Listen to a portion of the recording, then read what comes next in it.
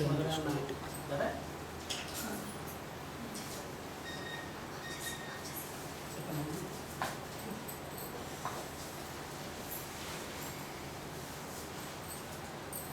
ఎవరో వచ్చారు కదా, నాకు ఫోన్ చేస్తున్నారు. మా ఎవరు మీకు వచ్చున్నామని ఫోన్ చేశారు. వాడికి ఏదో ప్రాబ్లంగా ఉంది. 4 రోజులు ఫోన్ చేసి ఈరోజు రమ్మన్నారు. పేరు మర్చిపోయినాను. నాగలక్ష్మితో చెప్పారు. మీతోనూ నాగలక్ష్మితో వచ్చింది. మీరేనా? మా నంబర్ చూస్తాను.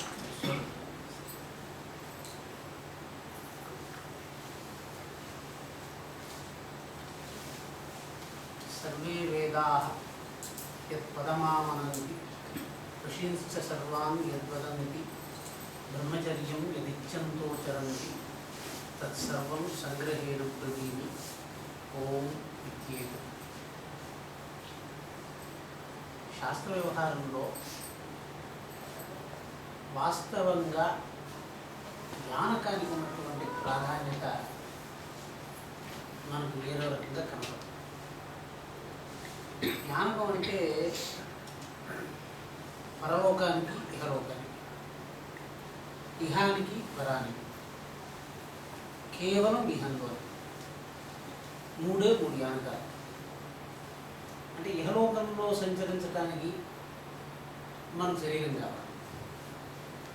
ఇహం నుంచి పరానికి వెళ్ళటానికి ఇహంలో సంపాదించబడినటువంటి పుణ్యరాశి వల్ల పరంలో స్థితి ఏర్పడుతుందని సంసారం యొక్క అభిమతం.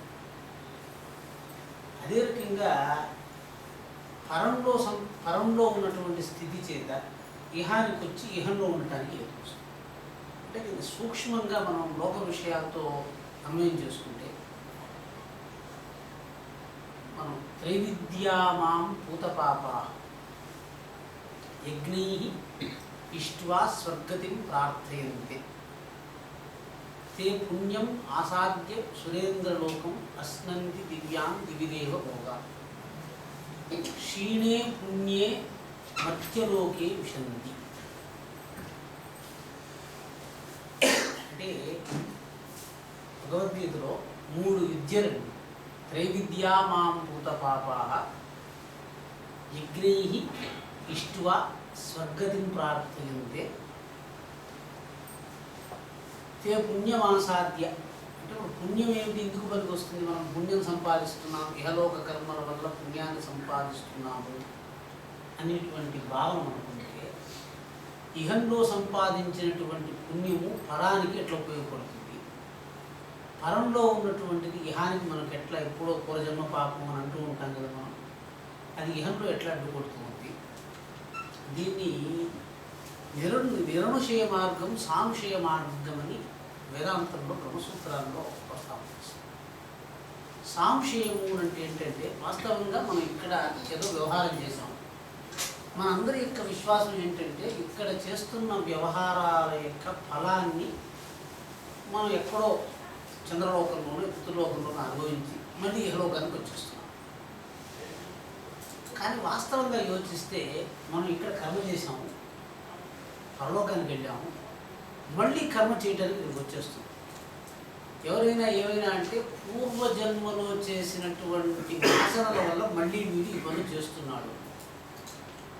మనం స్వర్గానికి వెళ్ళిన తర్వాత కూడా మళ్ళీ మన పుణ్యాలు వాసనలు క్షయించకపోతే మనకు ఇహానికి వచ్చిన తర్వాత వాసనాక్షయం అంటే జరుగుతుంది. ఇంకా మనం స్వర్గానికి వెళ్ళి వచ్చాం, రాజుగారి దండన అనుభవించిన తర్వాత కూడా ఇంకా మనకు దోషత్వం ఉందనుకోండి, మనం ఇంకా మన వ్యవహారంలో ఏమీ ప్రయోజనం ఉండదు.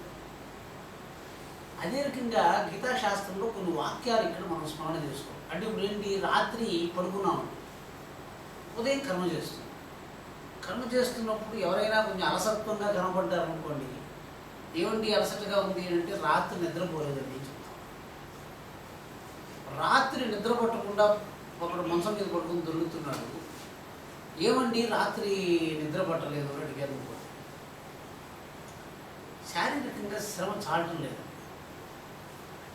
అంటే నిద్రపోవటానికి ఇహలోకంలో కర్మ అంటే మనం చేస్తున్న కర్మ ఏదో మనల్ని స్వర్గంలో ఉంచినట్టు చేస్తుంది, అంటే నిద్ర.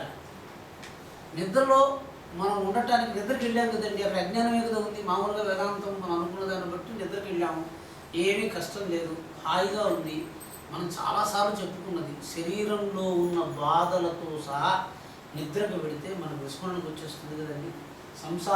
సంసారంలో ఉన్నవి ఏవి నిద్రాగతులైన వాడికి తెలియబడుతుంది.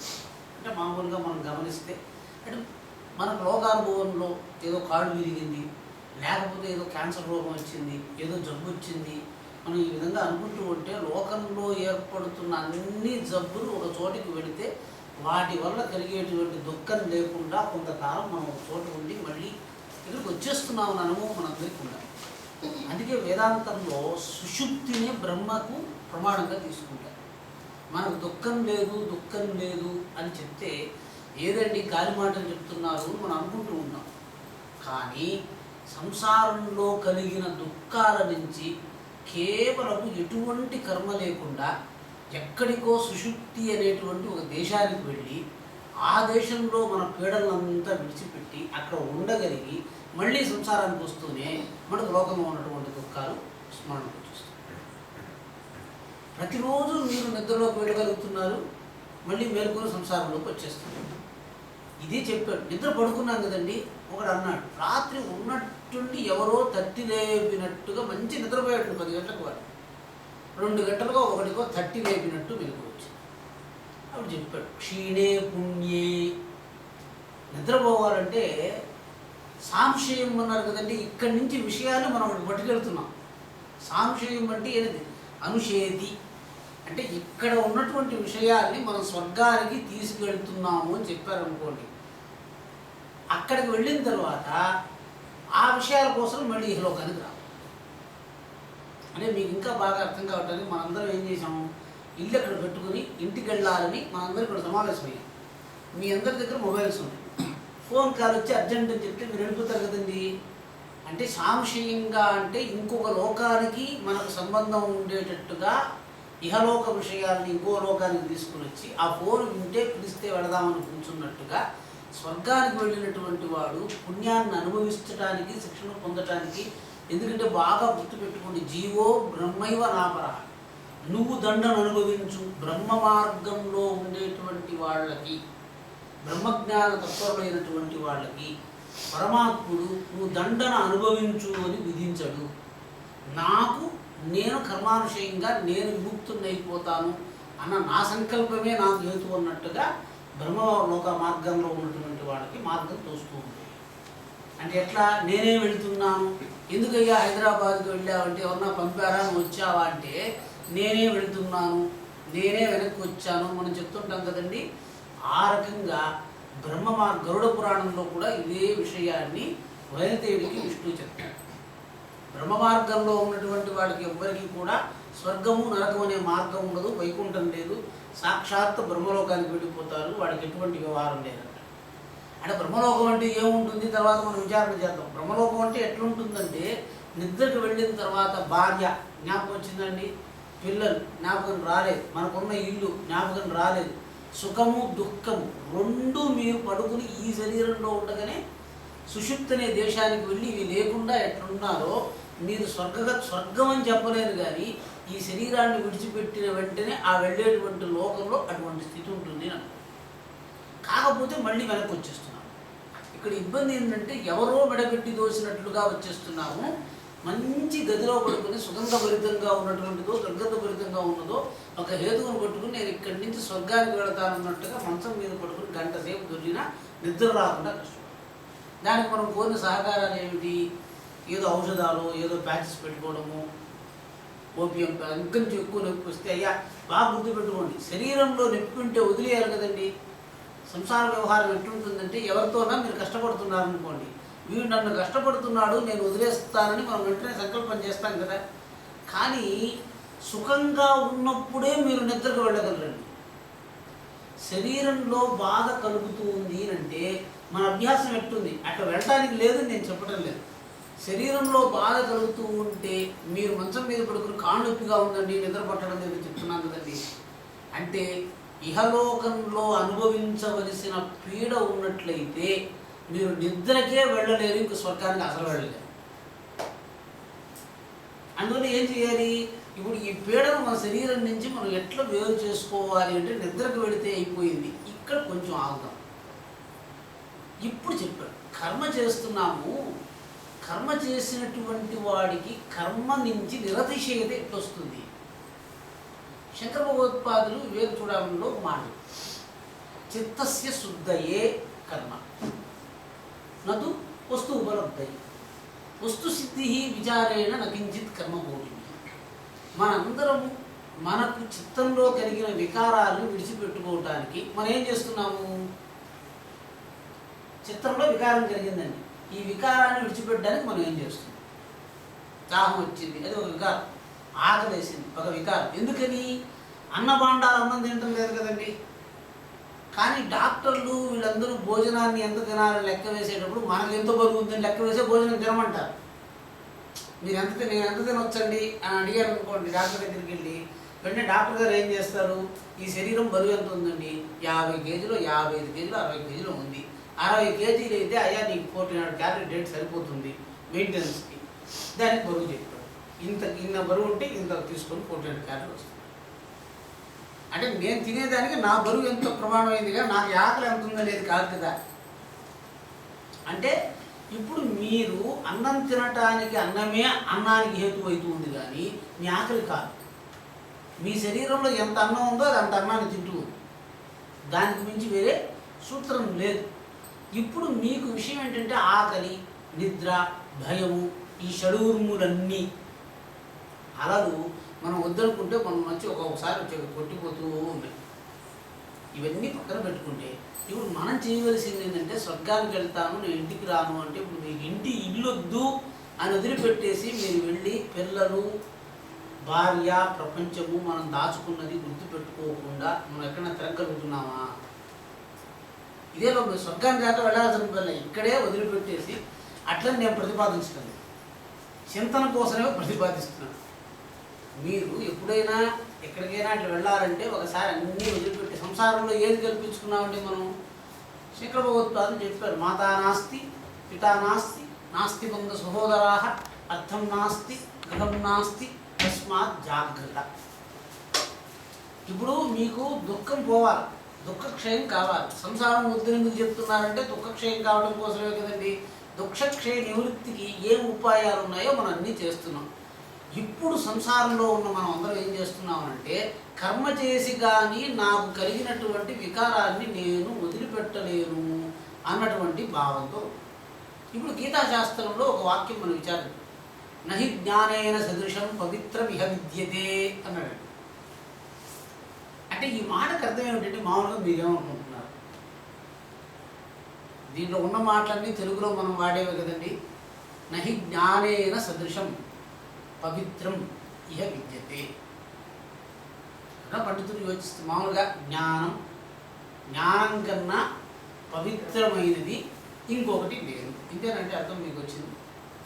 సరే, జ్ఞానం అంటే ఏంటి, పవిత్రం అంటే ఏంటి, లోకంలో లేదంటున్నాడు ఏంటి? పవిత్రం అంటే ఏంటండి? సరే గుర్తుపెట్టుకున్నాం. అంటే విదురం పవి, అమరకోశంలో పవి అంటే అర్థం ఏంటంటే ఇంద్రుడి యొక్క వజ్రాయుధము. పవి అంటే ఇంద్రుడి యొక్క వజ్రాయుధం. పవేహత్రాయత ఇది పవిత్రం.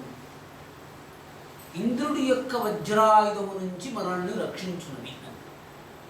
మనకు సంసారంలో కష్టం వచ్చిందన్నా సుఖం వచ్చిందన్నా దేని నుంచి వస్తుందండి? విషయ సంగ్రహం నుంచే వస్తుంది. మనం తీసుకునే విషయాల వల్లే వస్తుంది.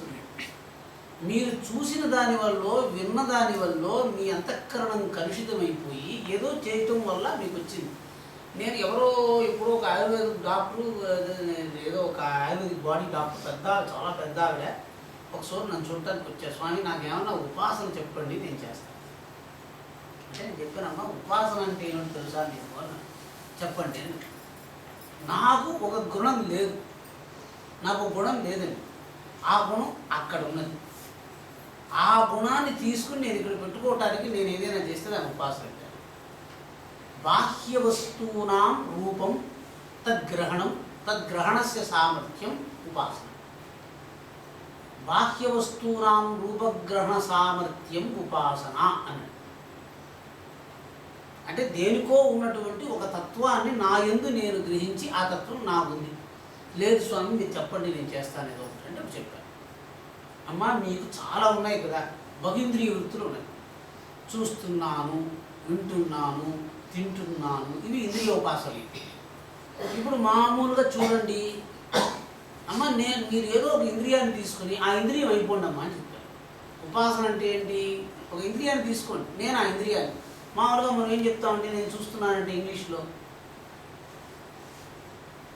అంటే ఇంగ్లీష్లో చెప్తే మీకు సులభం కాదు. ఇంగ్లీష్లో చూస్తున్నాను అనేదానికి ఏంటండి? మామూలుగా చెప్పండి, ఐఆమ్ సీయింగ్ కదండి. సరే, నేను చంద్రశేఖర్ని అనేదానికి నేనేమంటాను ఇంగ్లీష్లో? ఐఆమ్ చంద్రశేఖర్. ఐఆమ్ చంద్రశేఖర్ అంటే మీరు నన్ను ఏం పిలుస్తారు? మిస్టర్ చంద్రశేఖర్ అంటారు. ఐఆమ్ సీయింగ్ అంటే మీరేమని పిలుస్తారు? మిస్టర్ సీయింగ్ అని పిలవాలి. మిస్టర్ సీయింగ్ అని పిలవాలి. నేను చూస్తున్నాను కదా, ఇప్పుడు నేను కళ్ళు. మీ ఉపాసనలో ఉండే కష్టాలు చెప్తాను. నేను కళ్ళు అని అనుకోండి. ఎట్లా చేయాలి స్వామి కళ్ళతో ఉపాసన? నేను కళ్ళు మాత్రమే, ఇంకేది కాదు. అంటే మీకు ఎట్లుంటుంది? నా కళ్ళు మాత్రమే ఉంది, నా కాళ్ళు లేదు, చేతులు లేదు, మాతా నాస్తి పితా నాస్తి, ఇన్ని చేయొద్దండి మీరు. నేను కళ్ళు మాత్రమే అని అనుకోండి. అప్పుడు ఏం చేయాలి? ఏం చేయమంటారు? ఒక్క గ్లాసు పాలు తీసుకోండి అమ్మా అని చెప్పారు. సరే, ఎదురుగా పెట్టుకోండి, ఆ పాలను చూస్తూ ఉండండి అంతే అని చెప్పి. సరే, పాలు చూస్తూ ఉండి ఏం జరుగుతుంది చూశారు, ఏం చూడండి. మళ్ళీ రెండో రోజు నాకు ఫోన్ చేశాను, స్వామి నేను పాలు చూస్తూ ఉంటే ఒక పిల్లి వచ్చి పాలు తాగేస్తూ ఉంది, నేను కూర్చోలేకపోతున్నాను. అంటే మీరు కళ్ళు కదమ్మా, కళ్ళు చూస్తూ ఉంటుంది కానీ కళ్ళు వెళ్ళి పాలను తాగదు, అరవదు, ఏమీ చేయదు, చూస్తూ ఉండండి అంతే. ఇప్పుడు చెప్పాడు, ప్రవేశ త్రాయత ఇది పవిత్రం కదండి. నేను పాలను చూస్తూ ఉంటే పాలను తాగే పిల్లిని చూస్తే నేను నడుస్తాను అని మనకు భావం ఉదయించింది. చూడండి, ఇక్కడ పాలు తాగుతూ ఉంటే మీరు చూశారు కదండి, మీరు తాగుతున్న పిల్లిని చూస్తే మీరు సాక్షిభూతంగా కదా ఉండాలి. మీకు వెంటనే అయ్యో పాలు పిల్లి తాగేస్తూ ఉంటే మనకి ఎట్లా కష్టం అని చెప్పి పిల్లిని తరవడమో, లేకపోతే ఇంకో కప్పు పాలు పోయడమో, లేకపోతే దాంతో మనం ఏదో చేస్తాం. అంటే చూడటం వల్ల మీరు కలిగేటువంటి ఒక వికారం వచ్చింది చూసారా? చూడటం వల్ల మీరేమన్నారు? ఐఎమ్ వాకింగ్ అన్నారు. సో చూచేటువంటి వాడు ఎందుకు వాడు వాకింగ్ అయినాడో దాన్నే గ్రహం అంటారు. నేను చూడటమే అని అనుకున్నారు కదా, నేను ఆత్మస్వరూపం అని అనుకోవాల్సిన పని లేదు. నేను కేవలం చూడటమే అండి. నేను చూడటమే కదా మిమ్మల్ని అనుకున్నారు. మిమ్మల్ని పాలు కాపాడమని ఎవరు చెప్పలేదు కదా, కానీ కాపాడాలని కోరిక మీకు వచ్చింది అనుకోండి, అప్పుడు నేను దానితో తరుగుతాను అని అన్నాడు కదండి. ఇప్పుడు చెప్పాడు, ఒక కర్మ చేయటం వల్ల రెండవ కర్మ చేయవలసి వస్తే దాన్నే కర్మబంధం అన్నారు. బంధం అంటే ఏంటి? ఒక్క కర్మ చేయండి చాలు, అక్కడి నుంచి అన్ని బీజాలు ఉత్పన్నమైపోతాయి. దీనికే కర్మ లంపటం అని, కర్మ బంధనం అని పేరు. కర్మబంధం నుంచి తప్పించుకోవాలంటే ఇప్పుడు ఏం చేయాలి? మీరు చూస్తుంటే చూడంగానే ఉండండి. మీరు ఉండలేకపోతే అంటే మీరంటే నన్ను చేర్చుకునే ఎక్కడో మనకు అంతఃకరణంలో కొన్ని వాసనలు ఉన్నాయి కదా, ఈ వాసనలు ఇప్పుడు ఏమవుతాయంటే చూచేటువంటి వాడు పిల్లిని తరిగినాడు అన్నాడు అనుకోండి, పిల్లి తాకూడదు అని ఉంది వాడు. నేను చాలా దృష్టాంతాలు మీకు చెప్పాను. చూచినాడు పరిగెట్టినాడు అన్నాం అనుకోండి, చూడటానికి పరిగెత్తడానికి సంబంధం ఉంటే దాని పేరు వాసన అనుకోండి. ఇప్పుడు మామూలుగా మనందరం ఇప్పుడు ఎవరో మాధవి గారి డాక్టర్ గారు కానీ వీళ్ళందరూ వాసనాక్షయం అని మనం తాపత్రయపడుతూ ఉంటాం. వాసన అంటే ఏంటంటే దృఢ భావనయ యక్త పూర్వాపర విచారణం యదాదానం పదార్థస్య సా వాసన. అంటే దృఢ భావన చేత చూడటం వల్ల చూడటమే జరగాలండి. అంటే మీకు మామూలుగా దృష్టాంతం చెప్పాలంటే రంగనాయకుడు ఇప్పుడైనా వెంకటేశ్వర స్వామి దేవస్థానం వెంకటేశ్వర స్వామి దర్శనానికి వెళ్ళామండి. నేను వెంకటేశ్వర స్వామి దర్శనానికి వెళ్ళాను అని అనుకోండి, సంసారం ఎట్టొస్తుందో నేను చెప్తానండి. సరే ఏదో మీరు వెంకటేశ్వర స్వామికి కేవలం దర్శనానికి వెళ్ళారు, స్వామివారికి భక్తి ఇచ్చి రంగనాయకుల మండపంలో కొంచెంసేపు కూర్చోండి అన్నాడు. సరే రంగనాయకుల మండపంలో కూర్చోబెట్టి ప్రసాదం తెచ్చే లోపల రంగనాయకుల మండపంలో కూర్చోన్నాడు. ఎవడో ఒకడు వచ్చాడండి పక్కన. అయ్యో మీకు తెలియదా అండి, అది చాలా పెద్ద అధికారండి, కోటీశ్వరుడు అండి, బెంగళూరులో నేను ఒక పెద్ద వ్యాపారం చేస్తున్నాను, 10-15 కోట్లు పెట్టుబడి పెట్టానండి, పెట్టుబడి కోసం వెతుకుతున్నాను, ఎవరు నాకు పెడతారా? ఏది పట్టించుకోనట్టుగా నాకు జస్ట్ అంటే ఆల్రెడీ మెటీరియలైజింగ్ ప్రాజెక్ట్ హీరోగా ఒకడు వచ్చాడు, పలకరించాడు. ఏమంటే 10 నిమిషాలు అయిపోతున్నాయి సార్, మీరు చాలా మంచోడుగా ఉన్నారు సార్, మీరు కూడా చేరొచ్చు, వెంకటేశ్వర స్వామి సన్నిధిలో మనం కలిసాము, స్వామివారు మనం కలవాలనుకుంటున్నారు, స్వామివారు మనం వ్యాపారం చేయడం. వెంటనే వెంకటేశ్వర స్వామి చెప్పడం మీద వాళ్ళందరూ వ్యాపారంలో జరుగుతూ 10, 15, 20 సంవత్సరాలు అయ్యిందండి. వెంకటేశ్వర స్వామి చిన్న విషయం కదండి, ఇది ఉన్నట్టుండి వ్యాపారంలో భ్రష్టులైన వెంకటేశ్వర స్వామి వల్లే నేను మొత్తం నష్టమైపోయినానండి, ఆయనే నాకు ఆ వ్యాపారం చేయడం దగ్గరించినాడు, నేను వ్యాపారం మొత్తం కోల్పోయినాను అని చెప్తాడు. వాసనా దోషం వల్ల మీరు చూడటానికే వెళ్ళుంటే జీవితకాలం చూస్తూ ఉండుంటారు. చూడటం నుంచి వ్యాపారం, వ్యాపారం నుంచి ఆర్జన ఇచ్చది అంటే ఇట్లా వాసనలు వృద్ధి అయిపోతున్నాయి. కేవలం ఒక సూత్రం మీరు మనసులో పెట్టుకోవాలి. ఏ ఇంద్రియంతో ఏ వ్యవహారం ఎందుకు చేస్తున్నారో మీకు కర్మ తెలుస్తూ ఉంటే ఆ ఇంద్రియంతో అంతకు మించి వ్యవహారం చేయకపోతే మీకు ఇహజన్మలో పూర్వకర్మ సంచితమైన పాపాలు క్షయమైపోతాయి. మనం చూడటానికి వెళ్ళి పరిగెట్టడం ఎప్పుడైతే మొదలుపెట్టామో ఆ వాసన వల్ల ఇంకో దోషం చేసాం. అంటే చూడటానికి కదా నువ్వు వెళ్ళావు, దాన్ని పూజ చేసుకురా, నువ్వు చూడటమే నీ పని. లేదా చూశాను, ప్రసాదం తీసుకున్నాను, తిన్నాను, వచ్చేసాను కదండి. దీన్ని విద్యారణ్య స్వామి వారు వేదాంత పండితులు చెప్తున్నారు. ఏమని?